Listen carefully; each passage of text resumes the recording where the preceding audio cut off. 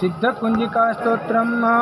शिव उवाच शृणु देवी प्रवक्ष्यामि कुञ्जिकास्तोत्रमुत्तमं येन मन्त्रप्रभावेण चण्डीजाप शुभो भवेत्।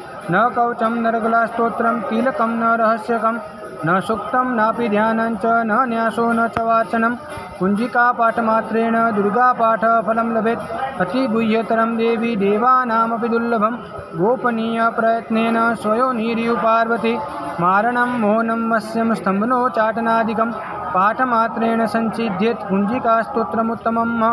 अथ मन्त्रः ॐ ऐं ह्रीं क्लीं चामुण्डायै विच्चै ॐ ग्लौं हूं क्लीं जूं सः ज्वालय ज्वालय ज्वलज्वल प्रज्वल प्रज्वल।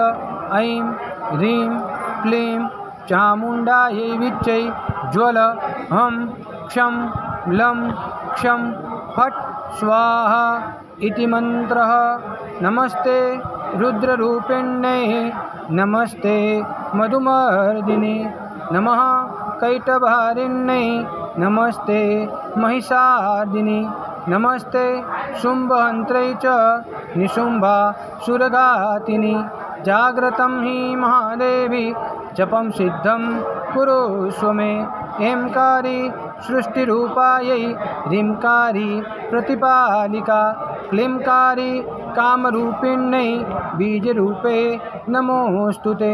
चामुण्डा चण्डघाती च यैकारी वरदायिनी विच्चे चाभयदा नित्यं नमस्ते मन्त्ररूपिणी। तां दीं दुं धूर्जटे पत्नी वां बीं बुं वागधीश्वरी क्रां क्रीं क्रूं कालिका देवी सां सीं सूं मे शुभं कुरु।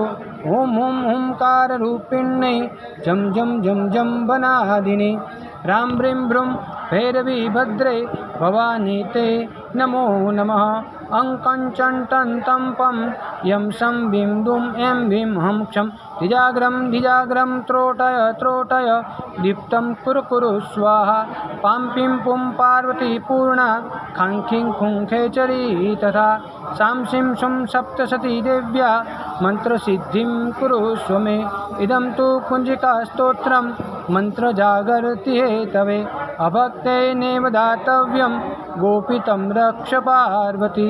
यस्तु कुञ्जिकया देवी हीनां सप्तशती पठेत् न तस्य जायते सिद्धि अरण्ये रोदनं यथा।